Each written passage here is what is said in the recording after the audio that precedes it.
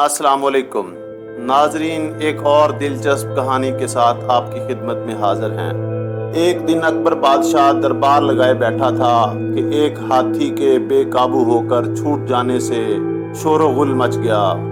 बादशाह ने खिड़की की तरफ मुंह किया तो क्या देखता है कि एक नौजवान ने दौड़ते हुए हाथी की दुम पकड़कर उसे फौरन रोक लिया। बादशाह ने बीरबल को उसकी शाहजोरी का तमाशा दिखाकर पूछा, कुछ सोचो तो सही, इसमें इतना जोर कहाँ से आ गया।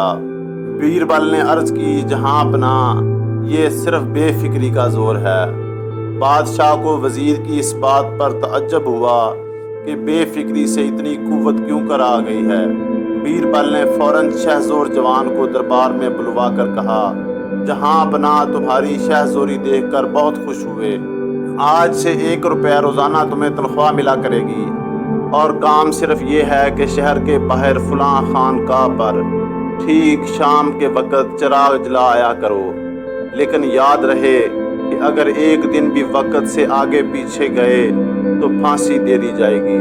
नौजवान सुनकर आदाब बजा लाया और हदायत के मुताबिक हर रोज़ खानकाह पर चिराग जलाने लगा।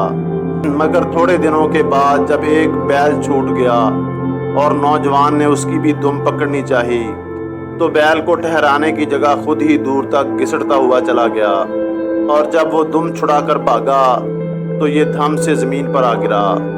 बादशाह ने देखकर फरमाया, वाकई फिक्रमंदी बड़ी बुरी चीज़ है।